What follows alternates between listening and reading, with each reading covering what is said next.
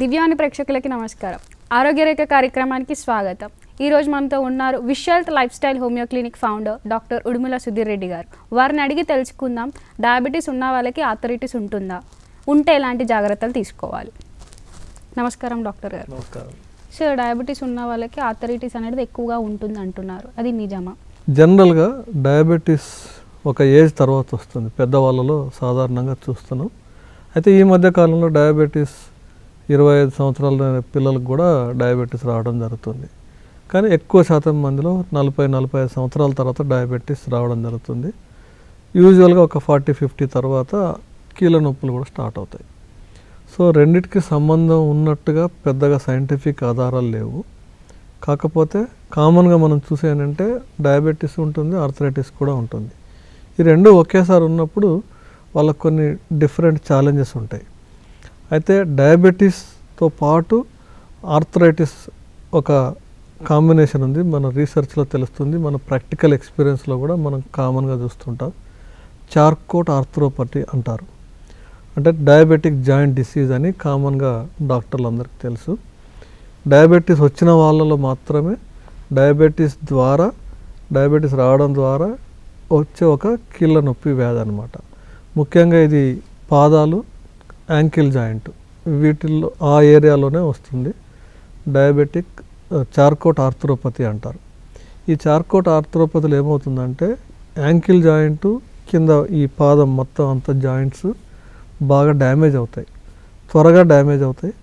దాంతోపాటు nerve damage కూడా జరుగుతుంది, అంటే దానికి సప్లై చేసే నరాల డ్యామేజ్ కూడా జరుగుతుంది. అందువల్ల వాళ్ళు నడవడం చాలా ఇబ్బంది అవుతుంది, మంటలు, కాళ్ళ మంటలు, నొప్పి, అలా విపరీతమైన సమస్య వస్తుంది.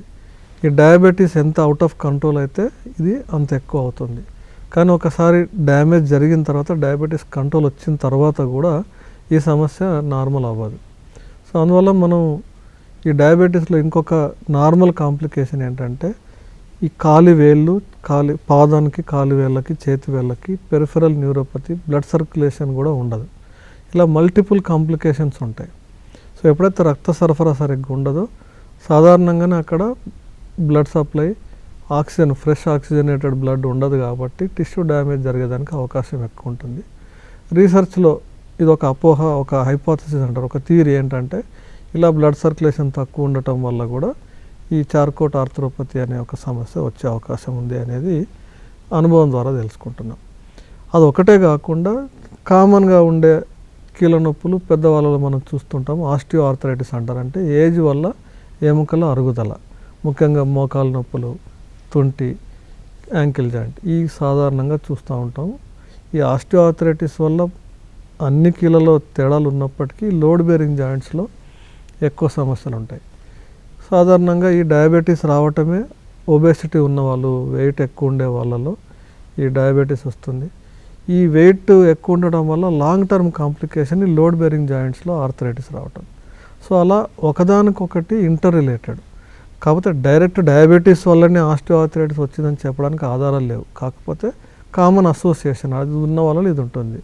మీరు ఉదాహరణకు చూస్తే చిన్నప్పటి నుంచి సన్నగా ఉండి ఒక 60 ఏళ్ళు వచ్చినా కూడా సన్నగా ఉండే వాళ్ళలో ఈ ఆస్టియో ఆర్థరైటిస్ లోడ్ బేరింగ్ జాయింట్స్లో మనం తక్కువ చూస్తుంటాం. సో జనరల్గా మీరు ఎక్కువ ఒబేసిటీ చిన్నప్పటి నుంచి 30 ఇయర్స్ నుంచి వాళ్ళు వెయిట్ ఎక్కువ ఉండే వాళ్ళలో డయాబెటీస్ ఒకే టైంకి వస్తుంది. అదే టైంలో ఈ లోడ్ బేరింగ్ వల్ల ఆస్టియో ఆర్థరైటిస్ కూడా ట్రిగ్గర్ అవుతుంది. దానికి వేరే రకరకాల కారణాలు ఉన్నాయి, అంటే కాల్షియం మెటబాలిజంలో ప్రాబ్లం ఉండొచ్చు, లేడీస్లో అయితే మెనోపాజ్ తర్వాత హార్మోన్ చేంజెస్ వల్ల రావచ్చు. ఇవన్నీ కూడా ఒకదానికొకటి ఇంటర్ రిలేటెడ్, కానీ డైరెక్ట్ డయాబెటీస్ వల్ల రిలేటెడ్ కాదు. అయితే మెటబాలిజంలో చేంజెస్ ఏమవుతాయంటే మీరు ఎప్పుడైతే బాగా మీ అవసరాన్ని మించి తింటున్నారు, అవసరాన్ని మించి సెడెంటరీ లైఫ్ స్టైల్ ఉంటుంది, ఎక్కువ ఎక్సర్సైజ్ లేదు, ఇటువంటప్పుడు ఏమవుతుందంటే శరీరం మొత్తం కూడా అక్యుములేషన్ మోడ్లోకి వెళ్తుంది. జనరల్గా ఈ అక్యుములేషన్ మోడ్లోకి వెళ్ళినప్పుడు మీకు అన్నీ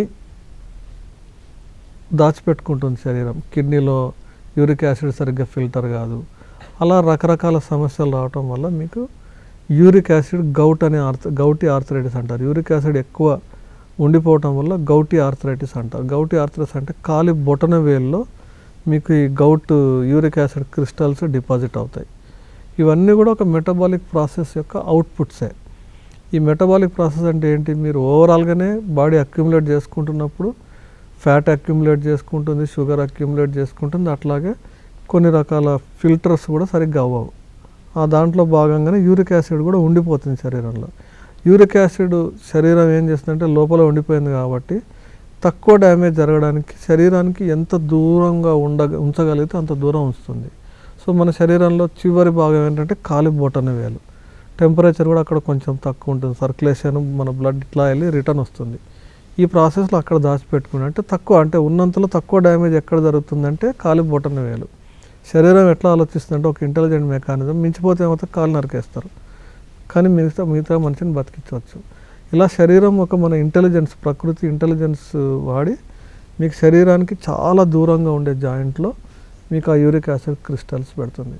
సో అందువల్ల యూజువల్గా మనం చూస్తుంటాం డయాబెటీస్ ఉన్న వాళ్ళలో యూరిక్ యాసిడ్ అంటే గౌటి ఆర్థరైటిస్ కామన్గా వస్తుంటుంది. అట్లాగే కిడ్నీ స్టోన్స్ కూడా వస్తూ ఉంటాయి.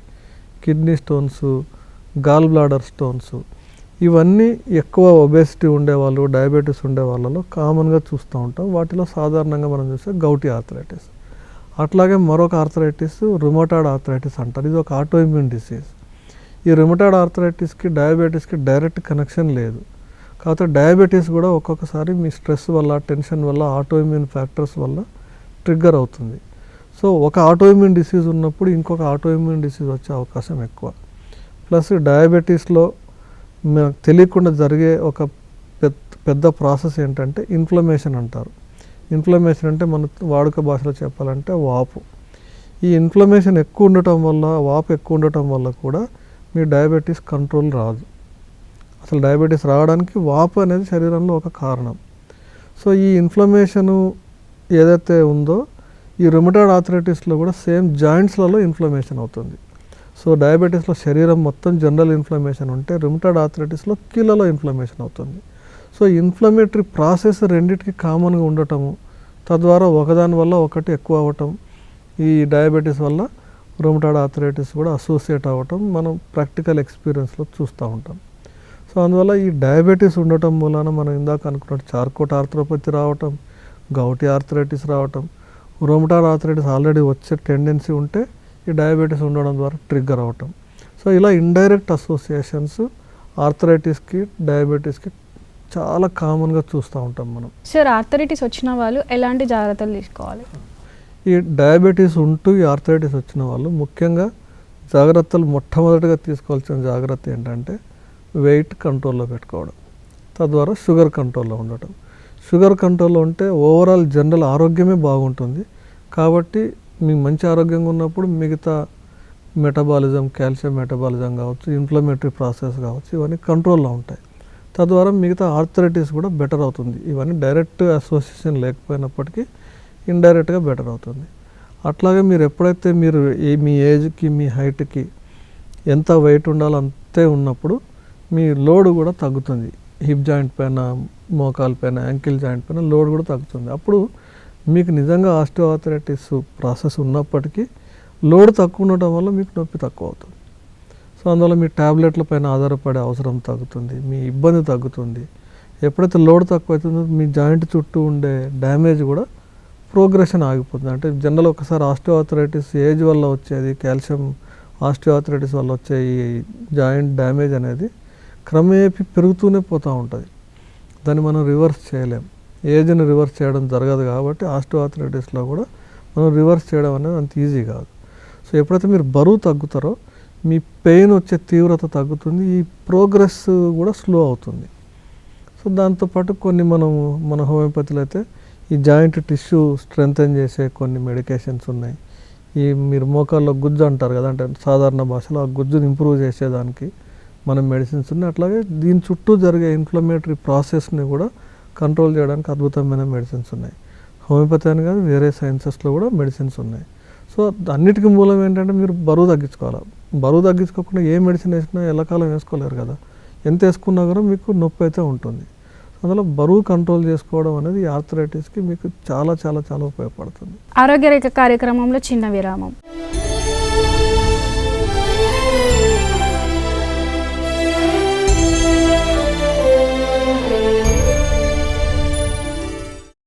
ఆరోగ్యరేఖ కార్యక్రమానికి తిరిగి స్వాగతం.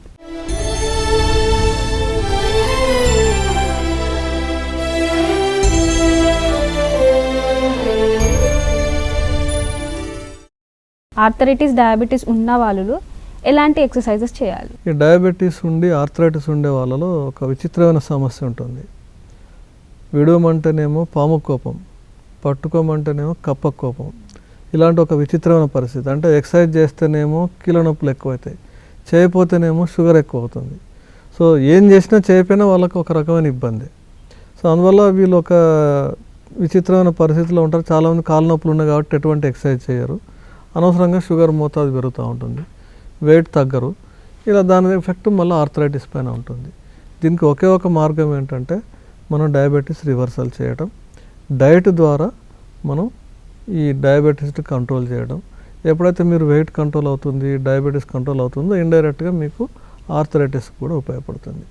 అయితే మీకు ఆర్థరైటిస్ ఉంది, డయాబెటీస్ ఉంది కాబట్టి మీకు ఒక ఎక్స్క్యూజ్ కాదు, నాకు కాళ్ళ నొప్పులు ఉన్నాయి కాబట్టి నేను ఎక్సర్సైజే చేయను, అటువంటి ఎక్స్క్యూజ్ తీసుకుంటే మీకు మీరే డ్యామేజ్ చేసుకుంటున్నట్టు. కీళ్ళకి డ్యామేజ్ కాకుండా చాలా ఎక్సర్సైజెస్ చేయవచ్చు మనం. వాటిలో చాలా ఈజీ అండ్ ప్రధానమైనది మీరు స్విమ్మింగ్ లాంటి ఎక్సర్సైజ్. ఈ స్విమ్మింగ్లో మీరు ఆర్థరైటిస్ ఉండి బరువు ఎక్కువ ఉండి మీరు వేసే ప్రతి అడుగు మీ కీళ్ళని డ్యామేజ్ చేస్తుంది. మీరు వాకింగ్ చేసినా, స్లోగా చేసినా, స్పీడ్గా చేసినా, మీరు నడిచిన ప్రతిసారి మీ 100 కేజీల బరువు మోయాలి. సో అట్లాంటి అవసరం నీళ్ళల్లో మీరు స్విమ్మింగ్ చేసినప్పుడు ఏం ఉండదు, కీళ్ళకి లోడే ఉండదు, బాడీ అంతా నీళ్ళపైన తేలుతుంది, ఎక్సర్సైజ్ అవుతుంది. మీరు గంట సేపు వాకింగ్ చేస్తే వచ్చే ఒక ప్రతిఫలం మీరు స్విమ్మింగ్ చేస్తే ఒక 20 నిమిషాలు 30 నిమిషాల్లోనే వచ్చేస్తుంది. సో మీకు ఎక్కడెక్కడ అవకాశం ఉంటే అక్కడక్కడ స్విమ్మింగ్ చేయొచ్చు. స్విమ్మింగ్ చేయడానికి అందరికీ అవకాశం ఉండకపోవచ్చు, ఊర్లలో కానీ సిటీస్లో కానీ. అప్పుడు స్విమ్మింగ్ లేకపోతే ఇంకేం ఎక్సర్సైజ్ లేదంటే చాలా ఉన్నాయి. మనం స్ట్రెంగ్త్ ట్రైనింగ్ ఎక్సర్సైజ్ అంటారు, యోగా ఎక్సర్సైజెస్ ఉన్నాయి, యోగా కానీ తాయిచి అనే ఎక్సర్సైజెస్ ఉన్నాయి. జుంబా లాంటి ఎక్సర్సైజెస్ చేయకూడదు. మీరు స్పెసిఫిక్ డాక్టర్లను కలిసినప్పుడు లేదా ట్రైనర్ని, ఎక్సర్సైజ్ చేసే ట్రైనర్ని కలిసినప్పుడు మీకు ఎటువంటి జాయింట్స్లో ప్రాబ్లం ఉంది, ఆ జాయింట్కి డ్యామేజ్ జరగకుండా, ఆ జాయింట్కి లోడ్ అవ్వకుండా మనం కొన్ని ఎక్సర్సైజెస్ డిజైన్ చేయొచ్చు. లేదు మా క్లినిక్ ఫోన్ చేసినా మేము కూడా చెప్తాం. సో దాన్ని బట్టి మీరు ఏంటంటే మీ ఆర్థరైటిస్ ఉన్నప్పటికీ డయాబెటీస్కి ఉపయోగపడేలాంటి ఎక్సర్సైజ్ చేయొచ్చు. కీళ్ళలో డ్యామేజ్ కానీ నొప్పి కానీ ఎక్కువ కాకుండా మనం మీ పరిస్థితిని బట్టి మనం ప్లాన్ చేయొచ్చు. అట్లాగే ఇప్పుడు కొన్ని యోగాసనాలు ఉన్నాయి. ఇప్పుడు ఫర్ ఎగ్జాంపుల్ కొద్దిమంది సూర్య నమస్కారం చేయగలుగుతారు. సూర్య నమస్కారం చేయడానికి వాళ్ళకు పాపం కీళ్ళు పూర్తిగా చేయలేరు. దాంట్లో మాడిఫైడ్ సూర్య నమస్కారాలు ఉన్నాయి, అంటే మాడిఫైడ్ యోగా మెథడ్స్ ఉన్నాయి.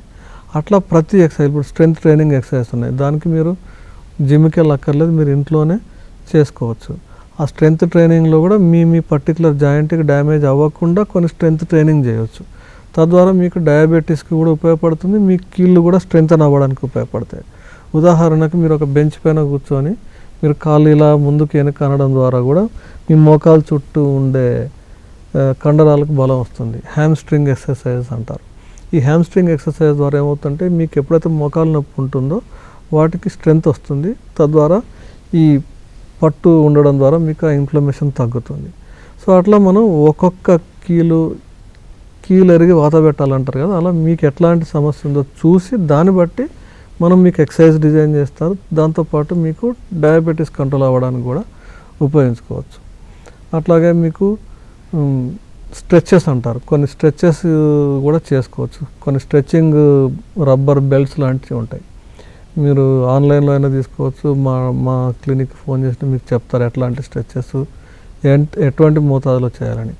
వాటి ద్వారా కూడా మీకు జాయింట్ స్ట్రెంథనింగ్ చేస్తూనే మీకు శరీరానికి ఎక్సర్సైజ్ అయ్యేలాగా చేయొచ్చు. అలా మనం మీ సమస్యని బట్టి మీకు ఏ స్టేజ్లో ఉన్నారు, మీ వెయిట్ ఎంత ఉంది అనే దాన్ని బట్టి మనం ఎక్సర్సైజ్ చేయాలి. కానీ ఖచ్చితంగా మీకు డయాబెటీస్ ఉండి ఆర్థరైటిస్ ఉంది కాబట్టి నేను తప్పించుకోవాలనుకొని వీళ్ళు మిమ్మల్ని మీరే మోసం చేసుకున్నట్టు అవుతుంది.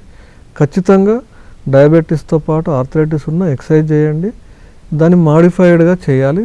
మీకు ఒకవేళ మీకు ఇబ్బంది అనిపిస్తే మా డాక్టర్లను సంప్రదించండి, మా క్లినిక్ ఫోన్ చేయండి, లేదా మీ డాక్టర్లను సంప్రదించండి. ఒకే ఒకటి మీరు బాగా గుర్తుపెట్టుకోవాలి, ఏ జాయింట్ అయినా మీకు ఎక్సర్సైజ్ చేస్తున్నప్పుడు నొప్పి వచ్చేలాగా ఎక్సర్సైజ్ చేయకూడదు. మీకు ఎక్సర్సైజ్ చేస్తుంటే నొప్పి వచ్చిందంటే ఆ ఎక్సర్సైజ్ చేయకూడదు, దానికి మీరు వెంటనే మీ డాక్టర్ గారినో మీ ట్రైనర్నో సంప్రదించి దానికి ఆల్టర్నేటివ్ మెథడ్ వెతుక్కోవాలి. ఎందుకంటే మీరు నొప్పి వచ్చినా నాకు డాక్టర్ గారు ఎక్సర్సైజ్ చేయమన్నారు కానీ మీరు ఎక్సర్సైజ్ చేస్తే మీరు డ్యామేజ్ అవుతుంది జాయింట్. సో అలా డ్యామేజ్ అవుతుంది మీకు లాంగ్ రన్లో చాలా ప్రమాదం, అది అట్లాంటివి చేయకూడదు. సో డయాబెటీస్ రివర్సల్ అనేది ఆర్థరైటిస్కి ఎలా ఉపయోగపడుతుంది? ఈ డయాబెటీస్ రివర్సల్లో మనం ఇంతకుముందు పోయిన వారం డిస్కస్ చేసినట్టు ప్రధానంగా డయాబెటీస్ రివర్సల్ అనేది మీ టైప్ 2 డయాబెటీస్లో వెయిట్ లాస్ పైన ఫోకస్ చేస్తారు. వెయిట్ లాస్ అవ్వడం ద్వారా మీకు ఇన్సులిన్ సెన్సిటివిటీ పెరుగుతుంది, ఫ్యాటీ లివర్ దాని లివర్ పైన లోడ్ తగ్గుతుంది. వీటన్నిటి ద్వారా ఏమవుతుందంటే ముఖ్యంగా ఆర్థరైటిస్లో ఎలాంటి ఉపయోగం జరుగుతుందంటే డయాబెటీస్లో ఒక ఇన్ఫ్లమేటరీ ప్రాసెస్ మనం ఇంతకుముందు చెప్పినట్టు వాపు అనేది ఎక్కువ ఉంటుంది, అది శరీరం అంతటా ఉంటుంది, కీళ్ళలో కూడా ఉంటుంది. ఎప్పుడైతే మీకు డయాబెటీస్ రివర్సల్లో మీకు వెయిట్ తగ్గుతారు, వాల్యూస్ కంట్రోల్ అవుతున్నాయో ఇన్ఫ్లమేషన్ కూడా బాగా కంట్రోల్ అవుతుంది. ఎప్పుడైతే శరీరంలో ఇన్ఫ్లమేషన్ తగ్గుతుందో మీ కీళ్ళలో ఉండే ఇన్ఫ్లమేషన్ కూడా బెటర్ అవుతుంది దీని ప్రభావం చేత. మీకు ఇన్ఫ్లమేషన్ తగ్గగానే ఆర్థరైటిస్లో నొప్పి తీవ్రత తగ్గుతుంది, తద్వారా మీరు పెయిన్ కిల్లర్స్ వాడే అవసరం తగ్గుతుంది, మీ ఇబ్బంది తగ్గుతుంది. సో అట్లా డయాబెటీస్ రివర్సల్ ద్వారా ఇన్ఫ్లమేషన్ తగ్గడం ఒక ఉపయోగం అయితే మీకు ఓవరాల్ బాడీ వెయిట్ తగ్గుతుంది. బాడీ వెయిట్ తగ్గినప్పుడు కీళ్ళ మీద ఉండే లోడ్ కూడా తగ్గుతుంది. సో అట్లా 2 రకాలుగా ఉపయోగపడుతుంది.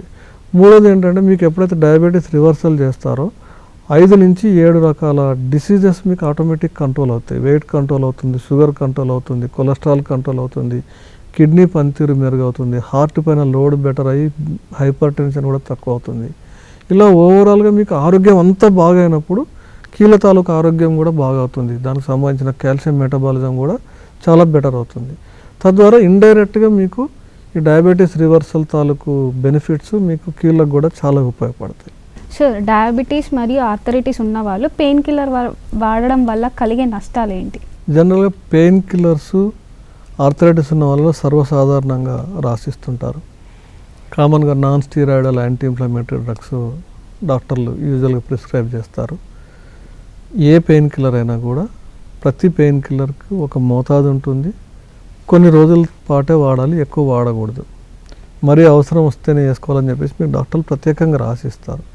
వాళ్ళు ఏ మోతాదులో రాసిచ్చారో ఆ మోతాదులో మాత్రమే వేసుకోండి. ఎట్లాగో నొప్పి ఉంది కదా అని మీరు ఒక మాత్ర వేసుకునే వాళ్ళు 2 మాత్రలు వేసుకోవడం, డాక్టర్ గారు 3 రోజులకు రాసిస్తే మీరు 3 సంవత్సరాలు వేసుకోవడం, ఇట్లాంటివి చేయొద్దు. ఏమవుద్దంటే ఈ నొప్పి మాత్రలకి ఒక రకమైన సైడ్ ఎఫెక్ట్ ఉంటుంది. మీకు కడుపులో మంట, అల్సర్ ఉంటే ఎక్కువ చేయటము, లాంగ్ రన్లో వాటి దుష్ప్రభావాలు లివర్ పైన ఉండటం, కిడ్నీ పైన ఉండటం ఇలాంటివి జరుగుతాయి. సో అందువల్ల మీ అంతటా మీరుగా నొప్పుల మాత్రలు వేసుకోవడానికి వీల్లేదు. వేసుకున్నా కూడా మీ ఆరోగ్యాన్ని బట్టి మీ డాక్టర్ గారు చెప్తారు, దాన్ని బట్టి ఎన్ని రోజులు వేసుకోవాలి, ఎంత మోతాదులు వేసుకోవాలి, అంత మోతాదులో మాత్రమే వేసుకోవాలి. ఇక్కడ మీరు నొప్పి తగ్గించడం అనేది ఒకటే మీ ప్రాబ్లం అయితే అసలు నొప్పి ఎందుకు వచ్చింది, ఎలాంటి ఆర్థరైటిస్ ఉంది, ఆ ఆర్థరైటిస్ని ట్రీట్ చేయడం ద్వారా నొప్పి తగ్గుతుంది. కేవలం నొప్పుల మాత్రలు వేసుకోవడం, నొప్పి బిళ్ళలు వేసుకుంటేనే తగ్గదు. సో అందువల్ల ఈ ఆర్థరైటిస్ కానీ కీళ్ళవాతం ఏ జాయింట్ పెయిన్స్కైనా నొప్పుల మాత్రలు అనేది ట్రీట్మెంట్ కాదు. మొత్తం ట్రీట్మెంట్లో నొప్పుల మాత్రలు అనేది ఒక భాగం మాత్రమే. సో అందువల్ల అసలు ట్రీట్మెంట్ వదిలేసి కేవలం నొప్పుల బిళ్ళలు వేసుకుంటే కుదరదు. ప్రతిసారి ఆర్థరైటిస్లో కీళ్ళ చుట్టుపక్కల ఉండే కణజాలము జాయింట్సే కాదు, దాని చుట్టూ ఉండే బ్లడ్ సప్లై వల్ల, నరాల వల్ల, రకరకాల కారణాల చేత మీకు ఆర్థరైటిస్ రావచ్చు. సో ఎటువంటి ఆర్థరైటిస్ ఉంది, రొమటాయిడ్ ఆర్థరైటిస్ ఉందనుకోండి, దాన్ని ట్రీట్మెంట్ చేసే పద్ధతి వేరు. గౌటీ ఆర్థరైటిస్ ఉందనుకోండి, యూరిక్ యాసిడ్ మెటబాలిజంని కంట్రోల్ చేసేయడం ద్వారా మనం మీకు గౌటీ ఆర్థరైటిస్లో నొప్పిని తగ్గించవచ్చు. మీరు ఓన్లీ నొప్పుల బిళ్ళలు వేసుకున్నారు, మీరు యూరిక్ యాసిడ్ ప్రాబ్లమ్ని ఏమీ మీరు అడ్రస్ చేయలేదు, దాన్ని ఏం ట్రీట్మెంట్ చేయకుండా ఒకటి నొప్పుల గోళీలు వేసుకుంటే ఏమవుతుంది, మీకు కడుపు మండి అల్సర్ రావడం, లివర్ వాచిపోవడం తప్ప ఏం జరగదు. ఏదో ఆ రోజుకి ఒక గంట సేపు నొప్పి తగ్గుతుంది. సో అట్లా మనం ఏ జాయింట్కి ఏ సమస్య ఉంది, ఎట్లాంటి ఆర్థరైటిస్ ఉంది, దాన్ని బట్టి ఆర్థరైటిస్కి చికిత్స చేయాలి. ఆ తర్వాత మీరు అవసరమైతే డాక్టర్ గారు రాస్తే తప్ప పెయిన్ కిల్లర్ వాడాలి. కానీ అంతేగాని కేవలం పెయిన్ కిల్లర్లు వేసుకోవడం ద్వారా ఆర్థరైటిస్కి ట్రీట్మెంట్ కాదు. అది మీకు మంచి చేసే కంటే చెడే ఎక్కువ చేస్తుంది. సో మీరు హోమియోపతి లాంటి మెడిసిన్స్ వాడచ్చు, ఎటువంటి సైడ్ ఎఫెక్ట్స్ ఉండవు. మీరు పెయిన్ కిల్లర్స్ ఎంతైతే పనిచేస్తాయి అంతకంటే అద్భుతంగా పనిచేస్తాయి. హోమియోపతి వాడటం ద్వారా మీరు పెయిన్ కిల్లర్స్ లేకుండా చేసుకోవచ్చు. సో హోమియోపతిలో ఇంకొక మంచి అడ్వాంటేజ్ ఏముందంటే ఇప్పుడు యూరిక్ యాసిడ్ లాంటి డిసీజ్నే కంట్రోల్ చేయొచ్చు. రుమటాయిడ్ ఆర్థరైటిస్ అయితే ఇంగ్లీష్ వైద్యంలో కానీ వేరే వైద్యంలో కానీ జీవితకాలం మందులు వాడాలి, ఒక స్టేజ్ దాటిన తర్వాత స్టీరాయిడ్స్ వాడాలి. ఇవన్నీ ఏం లేకుండా ఎటువంటి సైడ్ ఎఫెక్ట్స్ లేకుండా హోమియోపతిలో పూర్తిగా నార్మల్ చేయొచ్చు, పూర్తిగా జబ్బునే క్యూర్ చేయొచ్చు. సో అటువంటి అవకాశం మీరు ఏమైనా ఉందేమో ఎక్స్ప్లోర్ చేయండి. మా దగ్గరకైనా రండి, లేదు మీ దగ్గరలో ఉండే డాక్టర్ గారిని సంప్రదించండి, లేదు మా ఫోన్ చేస్తే ఆన్లైన్లో ట్రీట్మెంట్ అని ఇస్తాము. సో అలా మీరు ఆర్థరైటిస్ని కంట్రోల్ చేయడం ద్వారా మీ నొప్పుల గోళీల పైన డిపెండెన్సీ తగ్గించుకోవచ్చు. తద్వారా మీ ఓవరాల్ ఆరోగ్యమే బాగుంటుంది. చూశారు కదండి ఈరోజు కార్యక్రమంలో డయాబెటీస్ వచ్చిన వారికి ఆర్థరైటిస్ అనేది ఎలా ఉంటుంది, ఆర్థరైటిస్ వల్ల జరిగే నష్టాలు ఏంటి, లాభాలు ఏంటి అని ఎన్నో వివరాలు తెలియజేశారు కదండి డాక్టర్ గారు. మీకు ధన్యవాదాలు డాక్టర్ గారు.